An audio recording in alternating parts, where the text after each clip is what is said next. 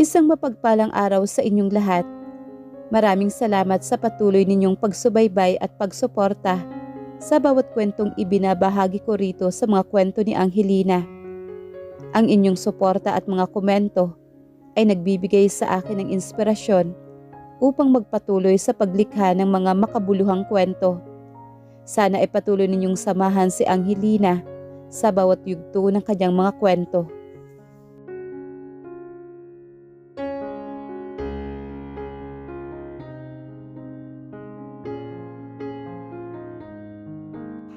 Cassandra Sandoval, a spoiled brat. She always gets whatever she wants and does whatever she likes. Wala siyang ibang ginawa kundi pasakitin ang ulo ng mga magulang niya kaka-party, gala at gastos ng pera hanggang sa mapuno ang mga ito at tinakot siyang hindi makukuha ang mana kung hindi siya magtitino. Dahil sa takot na mawala sa kanya ang pinakamamahal na mana ay wala siyang nagawa kundi ang sundin ang gusto ng mga magulang niya, ang magtrabaho siya sa kanilang kumpanya at aralin ang kalakaran para makatulong siya sa kapatid niyang si Calix Sandoval sa pagpapalago ng Sandoval Estates. Pero dahil wala siyang interes sa pagtatrabaho ay puro kapalpakan ang ipinapakita niya at dala niya sa kumpanya, dahilan para ulo naman ng kapatid ang sumakit. Sa inis ng kuya niya sa kanya ay kinausap niya ito ng masinsinan at doon nila napagkasundoan na bigyan na lang siya ng isang project na gagawin at pagkatapos noon ay magiging malaya na siya at pwede na siyang bumalik sa dati niyang buhay. Binigyan siya ng kapatid ng isang misyon at iyon ay ang papirmahin ng isang mayamang angkan ng probinsya kung saan nila itatayo ang pinakamalaking proyekto ng kumpanya. Agad iyong tinanggap ni Cassandra. Sa isip-isip niya ay napakasimple lang ng gagawin niya. Pero nang pumunta siya sa probinsya at makausap ang bilyonaryo na nagngangalang Gabriel de la Cuesta ay gusto na lang niyang isumpa ang kuya niya dahil sa trabahong ibinigay nito sa kanya. Gwapong ngunit isang antipatiko ang bilyonaryo at kuhang-kuha talaga nito ang inis niya dahil nagpamatigas itong pumirma ng permit. Pero dahil desperada siyang matapos ang trabaho at makabalik sa dating buhay, ay kinausap niya ito at tinanong kung ano nga ba ang gusto nitong gawin niya para lang pumirma na ito. Inasahan na niyang hihingi ito ng pera, pero halos mawingdang siya nang alokin siya nito ng maging alipin sa loob ng isang buwan at hindi lang basta-bastang alipin, kundi isang alipin sa kama. She can't help but to freak out. She was just offered to become the billionaire's slave. Hindi niya alam kung ano ang gagawin. Tatanggapin ba niya ang alok ng bilyonaryo o piliin na lang niya na magdusa, kakatrabaho sa kumpanya hanggang sa makumbinsi ang mga magulang na ibigay sa kanya ang kanyang mana? Ang init ng araw sa probinsya ng Nueva Ecija ay tila sumasalamin sa nagbabagang galit ni Cassandra Sandoval. Nakatayo siya sa harap ng malawak at marangyang mansyon ng mga de la Cuesta. Suot ang kanyang mamahaling designer dress na puno ng alikabok. Sa loob ng ilang oras na paghihintay, pakiramdam niya ay sasabog na siya sa inis. Miss Sandoval, maaari na kayong pumasok. Hinihintay na kayo ni Senyor Gabriel. Wika ng isang tauhan. Pumasok si Cassandra ng may taas noo. Dala ang kanyang mapapeles. Sa loob ng opisina, nakita niya ang lalaking kanina pa niya gustong murahin. Si Gabriel de la Cuesta, ang bilyonaryo nagmamay-ari ng lupang kailangan ng Sandoval Estates para sa kanilang pinakamalaking proyekto. Napakagwapo nito, ngunit ang kanyang mata ay malamig, seryoso at puno ng autoridad. Mr. de la Cuesta, heto na ang mga kontrata. Pumirma ka na para matapos na tayo. Marami pa akong dapat gawin. Paangas na sabi ni Cassandra habang inilalapag ang mga dokumento sa mesa.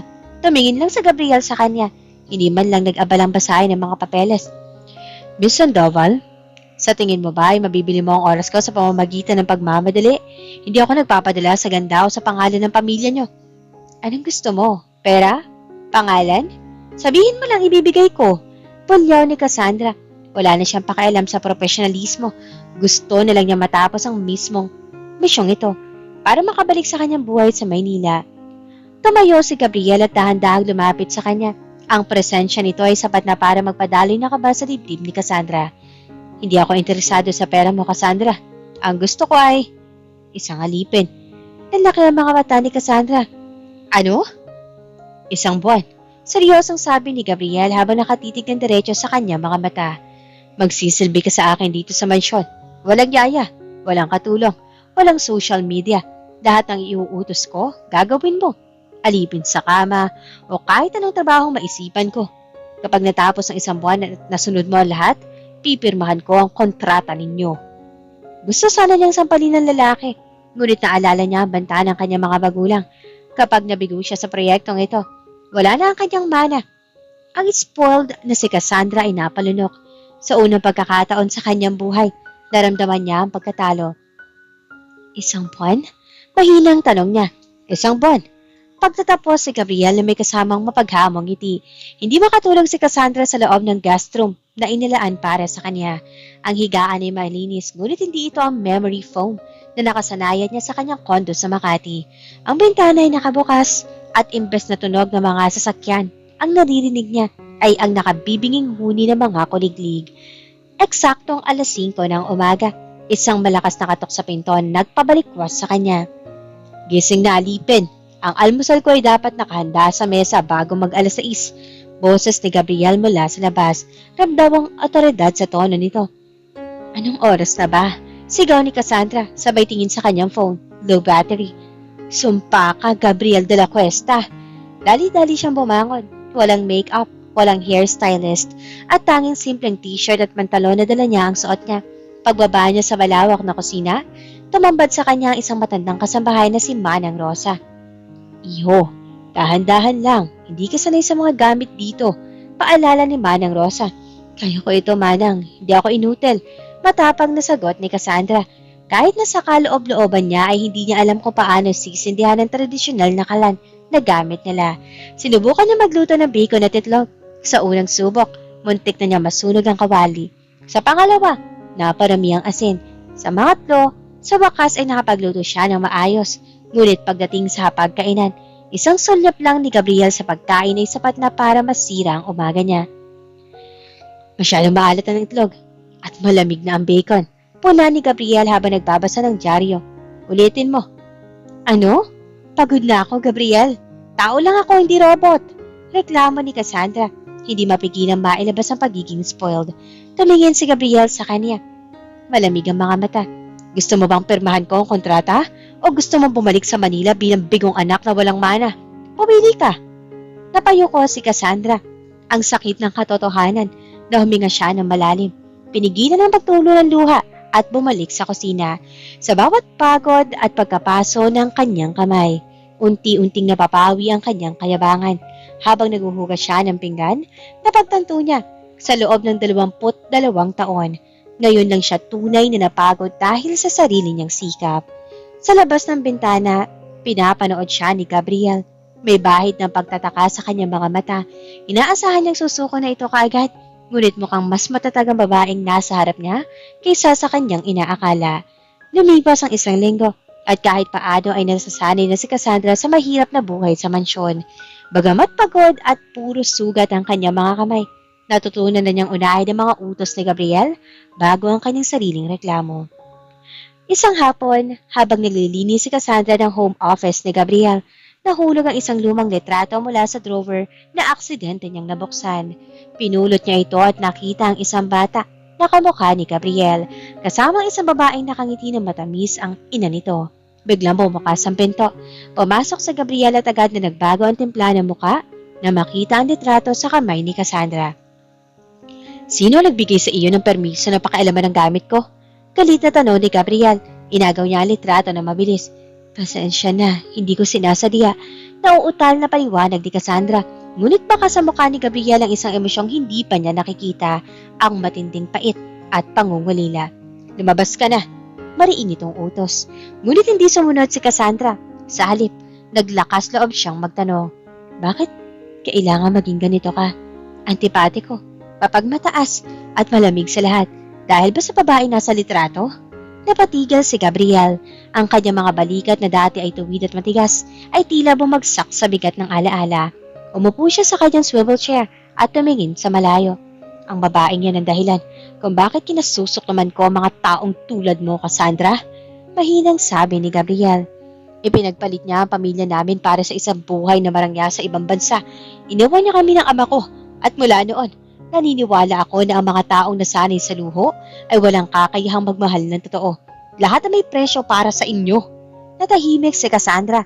Dito niya napagtanto na ang kanyang pagiging spoiled ay isa palang trigger para sa trauma ni Gabriel. Hindi siya alipin dahil lang sa gusto ni Gabriel na maghari-harian.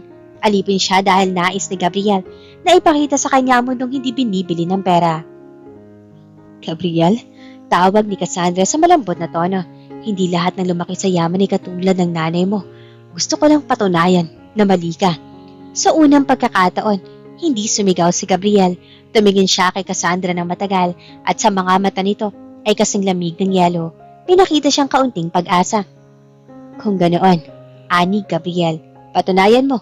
Bukas, sasama ka sa akin sa inspeksyon ng mga sakahan. Doon mo makikita ang totoong buhay, hindi ang filtered na mundo mo sa social media. Kinabukasan, imbes na magandang dress at heels, nakasuot si Cassandra ng simpleng t-shirt, maong at bota, mga gamit na ipinaharam lang sa kanya ni Manang Rosa. Ang init ng araw sa malawak na sakahan ng mga dalakwesta ay tila sumasampal sa kanya muka. Dito tayo sa sektor ng mga manggagawa, wika ni Gabriel, habang naglalakad sila sa gitna ng pilapil. Nakita ni Cassandra ang mga magsasaka na bagamat pagod na pagod ay nakangiti pa rin habang nagtatanim. Naramdaman ni Cassandra ang matinding hiya. Ang bawat party na ginastosan niya sa Maynila ay katumbas ng ilang buwang sweldo ng mga taong ito. Bakit mo sila tinutulungan ng ganito? Tanong ni Cassandra habang pinagmamasdan ng isang grupo ng mga bata na tumatanggap ng mga school supplies mula sa tauhan ni Gabriel. Dahil ang tunay na yaman ay hindi sinusukat sa kung gaano kalaki ang balanse mo sa bangko, kundi sa kung gaano kalaki ang naitutulong mo sa ibang tao. Sagot ni Gabriel na hindi tumitingin sa kanya. Habang naglalakad, aksidenteng nadulas si Cassandra sa putikan. Akala niya ipagtatawanan siya ni Gabriel, pero imbes na gawin iyon, mabilis itong lumapit at inalalayan siya. Napako ang tingin nila sa isa't isa. Sa pagkakataong ito, wala ng boss at slave. Tao lang silang dalawa na magkakaharap sa ilalim ng asul na langit. Ang arte mo, pero hindi ka sumusuko, sabi ni Gabriel, may bahid ng paghanga sa boses. Gusto ko lang patunayan na kaya ko, sagot ni Cassandra habang pinupunasan ng putik sa kanyang pisngi. Hindi ako ang babaeng iniwan ka. Gabriel, ako si Cassandra at magbabago ako para sa sarili ko at para sa iyo. Sa araw na iyon, hindi lang ang sapatos ni Cassandra ang nadumihan ng putik, pati ang kanyang puso ay nabahira ng tunay na realidad. Nalaman niya ang hirap ng buhay, ang halaga ng bawat butil ng palay at ang bigat ng responsibilidad na pinapasan ni Gabriel araw-araw. Habang pauwi na sila, napansin ni Cassandra na hindi siya naiinis sa bawat utos ni Gabriel. Sa halip, naramdaman niya ang kagalakan sa tuwing natatapos niya ang isang gawain na nakakatulong sa komunidad. Isang marangyang sasakyan ang huminto sa harap ng mansyon. Lumalabag sa katahimikan ng probinsya. Mula rito ay bumaba si Vanessa, ang dating kasintahan ni Gabriel na lumisan din tulad ng kanyang ina. Suot nito ang mamahaling designer clothes at ang pamilyar na mapanghusgang tingin na kinasusuklaman ni Gabriel. Gabriel, darling! Malambing na tawag ni Vanessa, sabay yakap sa braso ng bilyonaryo. Tumingin siya kay Cassandra na noon ay abala sa pag-aayos ng mga dokumento sa sala at tinignan nito mula ulo hanggang paa ng may panunuya. Sino itong katulong mo? Mukhang hindi bagay sa mansyon mo ang ganito kadungis. Naramdaman ni Cassandra ang hapdi ng insulto. Ngunit bago pa siya makasagot, ramdam niya ang paninigas ni Gabriel. Vanessa, umalis ka rito. Malamig na tugon ni Gabriel. Sabay kala sa pagkakahawak nito. Bakit? Dahil ba sa babaeng ito? Tumawa na mapait si Vanessa. Gabriel, alam natin pareho na mga taong tulad niya ay naghahanap lang ng pera. So sandaling makukuha siya ng pagkakataon, iiwan ka rin yan, gaya ng ginawa ka noon at gaya ng ginawa ng nanay mo. Ginamit ni Vanessa ang pinakamabagsik na sandata nito, ang pagdududa. Alam niyang ito ang kahinaan ni Gabriel. Hinarap ni Vanessa si Cassandra. Magkano ang bayad sa'yo para maging alipin niya? Handa ako magbayad ng doble para umalis ka na sa buhay niya. Hindi sumagot si Cassandra. Tumingin siya kay Gabriel. Naghihintay kung maniniwala ba ito sa mga salita ni Vanessa. Cassandra, pasok ko sa kwarto. Utos ni Gabriel, ngunit hindi dahil sa galit siya kay Cassandra, kundi dahil ayaw niya masaktan pa ito sa mga sinasabi ni Vanessa. Hindi, Gabriel. Matapang na sagot ni Cassandra habang nakatayo ng tuwid. Hindi ako aalis. Kung gusto ni Vanessa na malaman kung magkano ako, ang sagot ay, walang presyong katumbas ng pagbabagong ginagawa ko dito. Hindi ako tulad niya. At kung hindi mo kaya ang pagkatiwalaan na nakikita mo sa loob ng mga araw na ito, siguro nga, hindi mo deserve ang taong nagbabago para sa iyo. Pagkasabi nito, tinalikuran ni Cassandra ang dalawa at naglakad paakyat ng hagdan. Naiwan si Gabriel na nakatingin sa kanya papalayo. Ang matapang na Cassandra na hindi natakot magpakatotoo. Matapos ang insidente kay Vanessa, tila nabalot na mabigat na katahimikan ng mansyon. Hindi na nagpakita si Cassandra sa hapagkainan.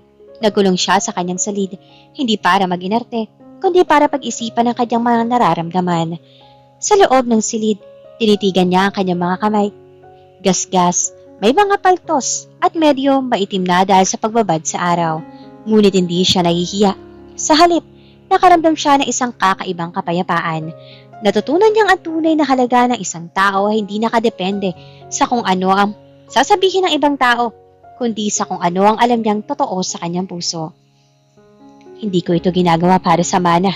Pulong niya sa sarili. Ginagawa ko ito dahil gusto ko makilala ang babaeng kaya palang magtiis at magmahal ng tapat. Sa kabilang banda, si Gabriel ay hindi rin matahimik. Nakatayo siya sa balkon ng kanyang opisina. Pinapanood ang bukang liwayway. Ang mga salita ni Vanessa ay nagbukas ng sugat, ngunit ang matapang na sagot ni Cassandra ay nagbigay ng liwanag. Napagtanto niya na habang hinihintay niyang maging alipin si Cassandra, unti-unti na pala siyang nagiging bilanggo ng sarili niyang mga trauma. Ano bang? Ang natatakot ka mawala, Gabriel? Tanong niya sa sarili. Ang pera mo? Ang taong unti-unti nagpapakita sa iyo na hindi lahat ng yaman ay masama? Kinaumagahan, hinanap ni Gabriel si Cassandra. Nakita niya itong nasa likod ng mansyon, nag-aayos sa mga gulay sa maliit na garden na sinimulan nilang dalawa. Wala itong wake-up, pawisan at nakasuot ng simpleng apron. Ngunit para kay Gabriel, ito ang pinakamagandang babaeng nakita niya sa buong buhay niya. Lumapit si Gabriel at kinuha ang hawak na kalaykay ni Cassandra. Hindi mo kailangan gawin lahat ng ito para sa akin. Tumingin si Cassandra sa kanya. Walang halong galit, kundi may pangunawa. Hindi ko ito ginagawa para sa iyo, Gabriel. Ginagawa ko ito para sa akin, para patunayan sa sarili ko na kaya kong pumuok, hindi lang sumira. Sa sandaling iyon, nagbago ang dimanika nila. Wala nang master at slave. Ang natira na lamang ay dalawang taong naghahanap ng paghilom sa piling ng isa't isa. Ilang araw matapos ang pag-ilis ni Vanessa, unti-unti bumalik ang sigla sa mansyon. Ngunit may kakaibang tensyon na namamagitan kina Cassandra at Gabriel. Isang tensyong puno ng hindi masabing salita. Isang gabi, habang nakaupo sila sa patio, habang pinagmamasdan ng liwanag ng buwan, pumasag sa katahimikan si Gabriel. Bukas sa 8 araw mo na. Di mo na kailangan magtrabaho na mabigat. Ang trabahong ibinigay ko sa iyo, natapos mo na, sa paraang hindi ko inaasahan. Napalingon si Cassandra sa kanya. Bakit? Dahil ba hindi ako sumuko? Tumitig si Gabriel sa malayo. Ang kanyang mga mata ay hindi na kasing lamig ng dati. Dahil sa bawat araw na nakikita kitang naghihirap, mas nakikita ko ang sarili kong kabalian. Hindi ka alipin, Cassandra. Mula nang dumating ka, parang ikaw ang nagpalaya sa akin sa galit na matagal ko na nakkinikimkim. Napabuntong hininga si Cassandra. Ramdam niya ang tibok ng kanyang puso na bumibilis. Noong una, kinamumuhian kita. Gusto kitang ipasampal sa kuya ko. Pero habang tumatagal, nakikita ko na ang lalaking nagtatago sa likod ng pagiging antipatiko. Ang lalaking takot lang palang masaktan muli. Dahan-dahang lumapit si Gabriel at tinawakan ng kamay ni Cassandra. Ang mga gasgas sa kamay ng dalaga ay tila nagsisilbing saksi sa lahat ng pinagdaanan nila. Alam ko, marami pa tayong dapat harapin. Ang mundo ninyo ay malayo sa mundo ko. Pero Cassandra, kung bibigyan kita ng pagkakataon na bumalik sa dati mong buhay, pipiliin mo pa rin bang manatili? Hindi na nag-isip pa si Cassandra. Tiningnan niya ang lalaking nagturo sa kanya ng halaga ng pagsusumikap at tunay na pagmamahal. Hindi na ako babalik sa dati, Gabriel. Dahil ang dati ay walang kwenta kumpara sa kung anong meron tayo ngayon. Sa ilalim ng maliliwanag na bituin, sa unang pagkakataon, naglapat ang kanilang mga labi. Isang halik na hindi lang simbolo ng pag-ibig, kundi pangako ng isang bagong simula. Ang tamis ng kanilang pagkakasundo ay biglang naputol ng isang urgent na tawag mula kay Calex, ang kuya ni Cassandra. Ang boses nito ay puno ng tensyon at pag-aalala. Cassandra, kailangan mong umuwi ka agad. Pumungad si Alex. Nagkakagulo sa Sandoval Estates. May malaking issue sa financial audit at mukhang may mga taong sumusubok na agawin ang kontrol sa kumpanya habang wala ka. Kailangan kita rito. Napatingin si Cassandra kay Gabriel. Ang takot na mawala ang kanyang mana na dati ay siyang pangunahing dahilan niya ay napalitan na ngayon ng tunay na pagmamalasakit para sa pamilya at sa mga empleyadong umaasa sa kanila. Gabriel, kailangan kong bumalik. Malungkot na sabi ni Cassandra. Tumango si Gabriel, bagamat kitang-kita ang pag-aalinlangan sa kanyang mga mata. Dapat lang, responsibilidad mo ang pamilya mo, pero tandaan mo, kahit nasaan ka, ang pagbabagong ginawa mo rito ay mananatili. Pagdating ni Cassandra sa Maynila, bumungad sa kanya ang kaguluhan. Ang kumpanyang dati ay pinatatakbo niya ng walang pakialam, ay unti-unti nang nilalaman ng korupsyon mula sa loob. Ang kanyang mga magulang ay halatang stress na stress at ang kanyang kuya Alex ay halos hindi na matulog sa pag-aayos ng mga dokumento. Akala namin hindi mo na seseryosohin ang trabaho, Cassandra, wika ng kanyang ama habang nakatingin sa mga financial report. Dad, nagkamali ako noon. Sagot ni Cassandra na may determinasyon. Pero hindi na ngayon. Turuan niyo ako. Sabihin niyo sa akin kung ano ang kailangan gawin. Sa loob ng ilang araw, ang dating spoiled brat ay nagbago. Ginamit niya ang disiplinang natutunan niya kay Gabriel. Ang paggising ng maaga, ang pakikipag-usap sa mga empleyado na may respeto at ang pag-aanalisa ng mga problema ng masinsinan. Hindi na siya nagreklamo sa pagod. Sa halip, tinitignan niya ito bilang bahagi ng paglago. Ngunit sa kabila ng kanyang pagsusumikap, may isang malaking hamon. Ang proyekto sa probinsya. Ang mga board members ay gustong kanselahin ang deal sa lupa ni Gabriel dahil sa mga personal na dahilan. Alam ni Cassandra na kung hindi niya ito maipagtatanggol, mawawala ang pagkakataon niya muli makita si Gabriel at ang kanilang proyektong pangkomunidad. Ang araw ng board meeting ay dumating. Ang mga boardroom ng Sandoval Estates ay puno ng tensyon.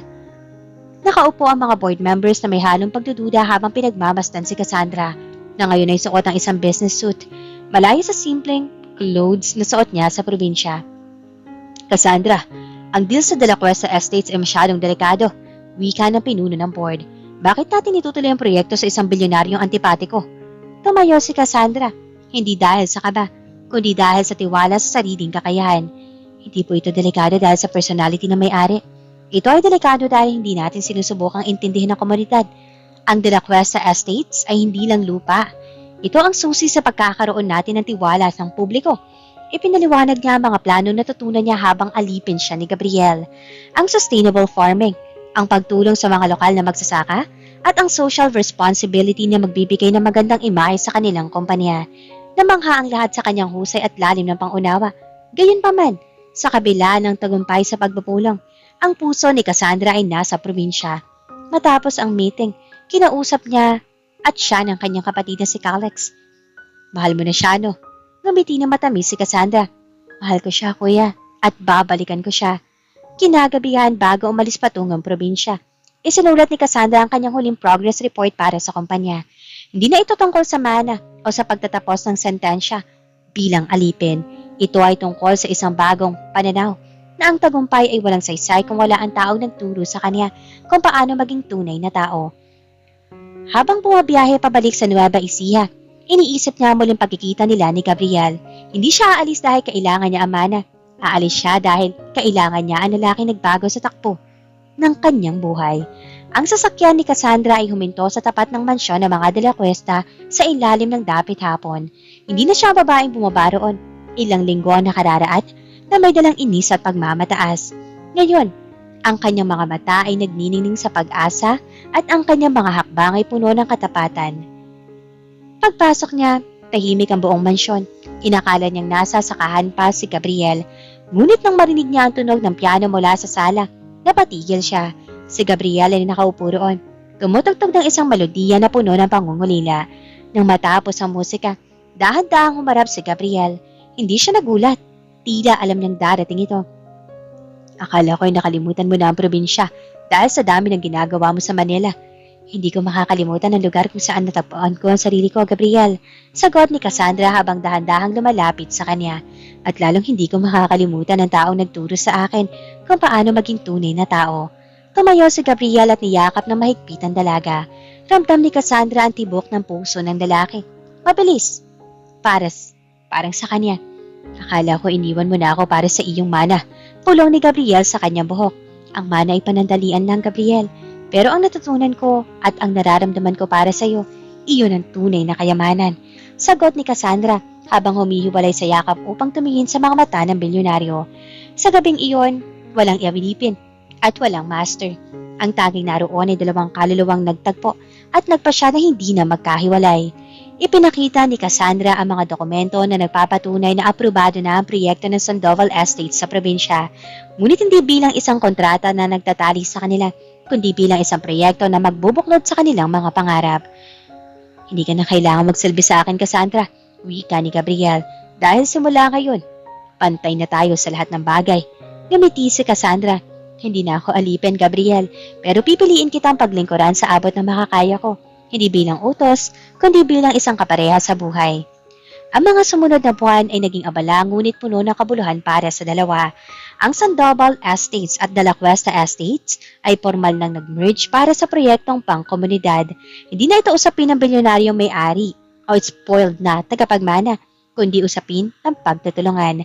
Si Cassandra, na dati ay kilala sa pagiging mahilig sa gala at party, ay makikita na ngayon sa mga site visits. Suot ang hard hat at nakikipag-usap sa mga inhinyero at mga lokal na residente. Ang kanyang dating inis sa kalsadang maalikabok ay napalitan ng dedikasyon upang masiguradong maayos ang kalidad ng mga kalsadang magkokonekta sa mga sakahan patungo sa pamilihan. Si Gabriel naman ay unti-unti nang nagbukas ng kanyang puso. Hindi na siya ang lagi nakasimangot at antipatikong bilyonaryo. Madalas na siyang makitang nakangiti habang kausap ang mga bata sa paaralang ipinapatayo nila. Tingnan mo, Gabriel, wika ni Cassandra isang hapon habang nakatanaw sila sa pundasyon ng bagong health center. Dati, akala ko masayang buhay ay nasa mamahaling mga gamit. Pero dito, sa pagtulong sa iba, mas nararamdaman kong buhay na buhay ako. Hinalikan ni Gabriel ang noon ni Cassandra. Dahil ang pagbabago hindi lang nasasukat sa nagagawa mo, kundi sa kung paano mo binabago ang pananaw ng mga taong nakapaligid sa'yo. Binago mo ako, Cassandra, at ang pagbabagong iyon, ang pinakamahalagang proyekto ko. Gayunpaman, ang kanilang pagsasama ay hindi ligtas sa mga chismis. Sa mataas na lipunan, maraming mapanira na hindi matanggap ang pagbabago ni Cassandra, lalo na ang mga dating kasamahan niya sa party na patuloy na nanunukso sa kanya. Pagiging mahirap. Ngunit sa bawat pintas na natatanggap ni Cassandra, mas lalo lamang tumitibay ang kanyang loob. Alam niyang ang totoo at alam niya ang kanyang halaga, isang bagay na hindi niya kayang bilihin ng pera o sirain ng chismis. Dahil sa walang humpay na pag-aasikaso sa kanilang mga proyekto at sa paghahanda para sa grand opening ng bagong pasilidad sa probinsya, unti-unting naghina ang katawan ni Gabriel. Sa gitna ng isang mainit na tanghali, habang nasa construction site, biglang nanlabo ang paningin ni Gabriel at nawalan ng malay. Gabriel! Sigaw ni Cassandra. Ang kanyang puso ay tila tumigil sa pagtibok sa takot. Mabilis siyang sumilos. Sa halip na magpanik, ipinasok niya si Gabriel sa sasakyan at dinala ito sa pinakamalapit na ospital sa lungsod. Habang nasa loob ng ER, doon lang napagtanto ni Cassandra kung gaano kahalaga ang lalaking ito sa kanya. Ang lahat ng karangyaan at mana sa mundo ay walang saysay kung mawawala ang taong nagturo sa kanya kung paano magmahal. Dito lang ako, Gabriel, hindi kita iiwanan. Pangako niya habang hawak ang kamay nito na nakakabit sa mga IV. Sa loob ng 3 araw, hindi umalis si Cassandra sa tabi ng kama ni Gabriel. Siya ang nagpupunas ng mukha nito. Siya ang nagbabasa ng mga ulat ng doktor at siya ang nagpapainom ng gamot. Hindi na siya ang Cassandra na umaasa sa mga katulong. Siya na mismo nag-aalaga. Nang matamalay si Gabriel, ang una nakita niya ay si Cassandra na nakayuko sa tabi ng kanyang kama. Pagod na pagod pero hindi pa rin umaalis. Cassandra, mahinang tawag ni Gabriel. Nagising ang dalaga at agad na napangiti. Gising ka na, salamat sa Diyos. Sobrang nag-alala ako. Bakit mo ginagawa ang lahat ng ito? Tanong ni Gabriel habang tinitingnan na maayos na pagkakaayos ng mga gamit sa kwarto na ginawa ni Cassandra. Dapat ay nagpapahinga ka na rin. Dahil ikaw ang buhay ko. Sagot ni Cassandra na walang pag-aalinlangan. Dati, ikaw ang nagturo sa akin kung paano maging responsable. Ngayon, ako naman ang magtuturo sa iyo na kailangan mo rin magpahinga dahil may naghihintay sa iyo kinabukasan. Sa sandaling iyon, nakita ni Gabriel ang matinding pagbabago ni Cassandra. Ang spoiled brat ay wala na. Ang natira ay isang babaeng may malalim na malasakit at wagas na pagmamahal. Habang nagpapagaling si Gabriel sa ospital, isang hindi inaasahang bisita ang dumating, ang kanyang ina. Matagal na panahon na simula nang huli silang magkita at ang pagdating nito ay nagdala ng halo-halong emosyon para sa bilyonaryo. Gabriel anak, wika ng ina nito na may halong pait at pagsisisi. Si Cassandra na nakatayo sa isang tabi ay nakaramdam ng matinding tensyon. Nakita niya ang pag-igting ng panga ni Gabriel at ang panlalamig ng mga mata nito. Ngunit sa halip na magalit, pinili ni Cassandra na maging tulay. Alam niyang ang sugat na ito ang umahad lang kay Gabriel para maging lubos na masaya. Gabriel, hindi mo na kailangan magpatawad agad kung hindi mo pa kaya. Pulong ni Cassandra habang hawak ang balikat nito. Pero wag mo hayaang ang galit ang maging hadlang sa sarili mong kapayapaan. Hinarap ni Gabriel ang kanyang ina. Hindi na ito ang batang naghihintay ng pagbabalik ng magulang, kundi isang lalaking may sariling paninindigan. Bakit ka nandito? Gusto ko lang humingi ng tawad. Nakita ko ang mga nagawa mo sa probinsya sa balita. Ipinagmamalaki kita, anak. Sagot ng ina na may luha sa mga mata. Nanatiling tahimik si Gabriel. Hinahayaan ang lahat ng sakit na lumabas. Sa pagkakataong iyon, si Cassandra hindi na lamang tagamasid. Siya ang nagsilbing sandigan. Sa bawat salitang binitiwan ng ina ni Gabriel, ipinaramdam ni Cassandra sa lalaki na kahit ano pa ang mangyari, mayroon itong isang taong hindi siya iiwanan. Isang bagay na hindi naibigay ng kanyang ina noon. Matapos ang mahabang pag-uusap, hindi agad naging perpekto ang lahat. Ngunit gumaan ang loob ni Gabriel. Nakita niya na ang pagbabagong dulot ni Cassandra sa buhay niya ay hindi lang para sa kanyang career, kundi para sa kanyang kaluluwa. Salamat, Cassandra. Wika ni Gabriel matapos umalis ang kanyang ina. Hindi ko akalaing magagawa ko ito kung wala ka sa tabi ko. Handa akong maging sandigan mo sa lahat ng oras, Gabriel. Hindi lang sa saya, kundi lalo na sa mga sandaling kailangan mo ng pangunawa. Tugon ni Cassandra. Ang paghilom ni Gabriel ay naging hudyat ng bagyong yugto. Hindi lang ang kanyang puso naghilom, kundi pati ang ugnayan sa pagitan ng pamilyang Sandoval at ng pamilya De La Cuesta. Dahil sa dedikasyon ni Cassandra sa proyekto, napilitang kilalanin ng mga board members ng Sandoval Estates ang husay ni Gabriel. Isang hapunan ang inorganisa sa mansyon ng mga De La Cuesta. Sa unang pagkakataon, nagkaharap sina Calix Sandoval at Gabriel De La Cuesta bilang mga partners sa negosyo, hindi bilang magkatunggali. Dapat ko sigurong pasalamatan ng kapatid ko dahil sa pagiging alipin mo, Gabriel. Biro ni Calix habang nagkakamayan sila. Kung hindi dahil sa pagiging makulit niya, hindi natin makikita ang potensyal ng proyektong ito. Napatingin si Gabriel kay Cassandra na noon ay nakangiting nakikinig. Totoo iyan. Si Cassandra nagturo sa akin na ang negosyo ay hindi lang tungkol sa tubo, kundi tungkol sa pagbibigay ng dignidad sa bawat taong kasama natin. Sa hapunan ding iyon, formal na ipinakalala ni Gabriel ang mga planong corporate social responsibility na magbibigay ng scholarship sa mga anak ng mga magsasaka sa probinsya. Ang mga magulang ni Cassandra na dati ay inaalala ang pagiging spoiled ng anak ay hindi mapigilan ng pagluha sa tuwa. Nakita nila ang kanilang anak na hindi na ang batang puro party ang inaatupag, kundi ang babaeng may malinaw na layunin sa buhay. Cassandra, wika ng kanyang ama, ipinagmamalaki ka namin. Higit pa sa mana. Nakuha mo ang respeto ng marami, kabilang na sa amin. Ang pagsasanib puwersa ng dalawang makapangyarihang angkan ay hindi lamang nagpatatag sa kanilang mga kumpanya. Ito ay nagbigay ng pag-asa sa maraming tao sa Nueva Ecija. Ang billionaire's slave ay wala na. Ang natira ay isang patagumpay na power couple na may puso para sa bayan. Sa gitna ng tagumpay ng kanilang mga proyekto, hindi nakaligtaan ni Cassandra at Gabriel na harapin ang mga natitira pang pait sa kanilang nakaraan. Ang tagumpay ay walang saysay kung ang kanilang mga puso ay kinikimkim pangsama ng loob. Isang hapon, dinala ni Gabriel si Cassandra sa isang lumang simbahan sa tuktok na burol sa probinsya. Ang lugar kung saan siya madalas pumunta noong siya ay bata pa, bago siya maging malamig at antipatiko. Dito ako madalas umiyak dati. Pagtatapat ni Gabriel, dito ko hiniling na sana. Kahit mawala ang lahat, wag lang ang pamilya. Pero nang iwan kami, pakiramdam ko ay kinalimutan na ako ng Diyos. Hinawakan ni Cassandra ang kanyang kamay. Hindi ka kinakalimutan, Gabriel. Hinahanda ka lang niya para sa isang bagay na mas malaki.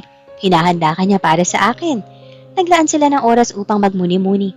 Sa tahimik na sandaling iyon, binitawan ni Gabriel ang galit sa kanyang ina at ang pait sa kanyang ama. Pinatawad niya ang kanyang sarili sa pagiging bilanggo ng kanyang sariling trauma. Sa kabilang banda, Humingi din ng tawad si Cassandra sa kanyang sarili. Pinatawad niya ang kanyang dating sarili na naging makasarili at mapang-abuso sa yaman ng kanyang mga magulang. Ang nakaraan ay aral, Gabriel, wika ni Cassandra habang pinagmamasa ng dapit hapon. Hindi na natin ito pwedeng baguhin, pero pwede na natin piliin na huwag itong hayaang magdikta sa ating kinabukasan. Nang gabing iyon, naganap ang isang malalim na pagbabago sa kanila. Hindi na sila dalawang taong may kanya-kanyang sugat. Sila na ay dalawang taong naghilom ng magkasama. Ang kanilang pagmamahalan ay naging matatag, hindi dahil sa chemistry, kundi dahil sa pangunawa sa kahinaan ng bawat isa. Ang mga dating sugat ay naging scars na lamang. Natanda, sila ay lumaban. Sila ay nagbago, at sila ay nagwagi. Handang-handa na silang harapin ang anumang hamon. Dahil alam nilang anuman ang dumating, hindi na sila muling magiging mag-isa. Ang mga proyekto sa probinsya ay ganap ng matagumpay. Ang health center at mga bagong kalsada ay nagbigay ng bagong pag-asa sa komunidad. Ngunit para kay Gabriel, ang lahat ng ito ay panimula lamang ng mas malaking misyon, ang bumuo ng pamilyang may matibay na pundasyon. Isang gabi, inibata ni Gabriel si Cassandra sa parehong patio kung saan sila una nag-amin ng nararamdaman. Ang paligid ay napupuno ng mga kandila at ang musika ng kanilang paboritong kanta ay marahang tumutugtog sa hangin. Ang mansyon na dati ay simbolo ng pagiging antipatiko ni Gabriel ay ngayon ay punong-puno ng pag-ibig. Cassandra, panimula ni Gabriel habang nakatingin ng diretso sa mga mata ng dalaga. Noong una, tinawag kitang alipin dahil akala ko ay kailangan ko ng taong susunod sa lahat ng utos ko. Pero ang totoo, ikaw ang nagpalaya sa akin. Tinuruan mo akong makita ang mundo ng may kulay at pag-asa. Lumuhod si Gabriel sa harap ni Cassandra. Naglalabas ng isang simpleng singsing na may disenyong gawa sa lokal na hiyas ng probinsya, simbolo ng kanilang pinagsamahan. Hindi ko na kailangan ng alipin. Ang kailangan ko ay isang katuwang, isang kaibigan, at ang pag-ibig ng aking buhay. Cassandra Sandoval, papayag ka bang maging kapantay ko sa lahat ng bagay habang buhay? Napaluha si Cassandra sa saya.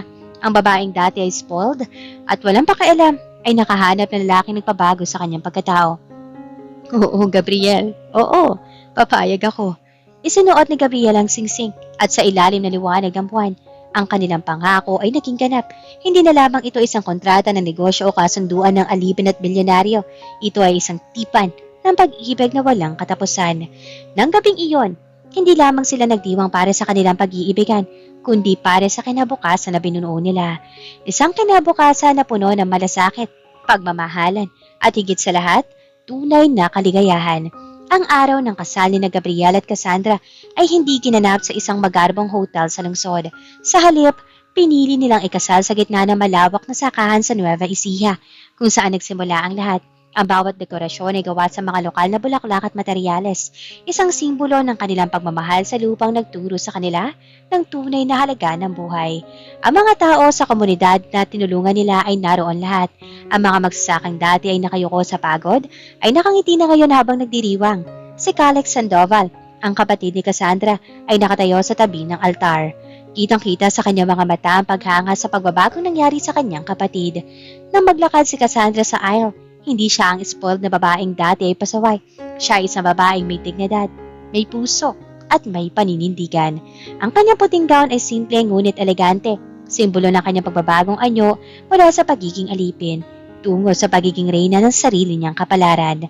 Nang magharap ang dalawa sa harap ng altar, hindi na kailangan ng marangyang pangako. Sapat na ang pagtinginan nila sa isa't isa. Isang tingin na nagsasabing, nalampasan na natin ang lahat. Cassandra, panimula ni Gabriel, sa harap ng lahat, ipinapangako ko na hindi lang kita mamahalin bilang asawa, kundi bilang katuwang sa pagpapalago ng mga buhay na ipinagkatiwala sa atin. Ang billionaire slave ay tapos na. Ngayon ikaw ay aking reyna. Gabriel, sagot naman ni Cassandra, pinili kita hindi dahil sa kailangan ko ng mana o kayamanan. Pinili kita dahil ikaw ang lalaki nagturo sa akin na ang tunay na ganda ng isang tao ay nakikita sa kung paano siya nagmamahal sa iba. Habang buhay kitang makakasama sa bawat pagsubok at tagumpay. Matapos ang kanilang pagpapalitan ng sumpa, nagpalakpakan ng lahat. Ang masayang wakas ay hindi nagtapos sa kasal. Ito ang simula ng isang buhay na magsisilbing inspirasyon sa lahat. Ang mga Sandoval at De La Cuesta ay naging simbolo ng pagkakaisa, pagbabago, at pag-ibig na kayang baguhin ang kahit na sinong tao. Habang pinagmamasdan ni Cassandra at Gabriel ang dapit hapon mula sa kanilang balkonahe, Pagkatapos ng seremonya, alam nilang hindi na sila muling mawawala. Ang bilyonaryo at ang kanyang dating alipin ay natagpuan ng kanilang tunay na kayamanan, hindi sa perang nasa bangko, kundi sa pagmamahal na itinanim nila sa puso ng isa't isa at ng komunidad na kanilang pinagsisilbihan. Ang kwentong ito ay nagwakas, ngunit ang kanilang pag-iibigan ay magpapatuloy, isang buhay na halimbawa na kahit ang pinaka-spoiled na puso ay kayang magbago kung matatagpuan ang tamang dahilan at ang tamang taong magtuturo sa kanya.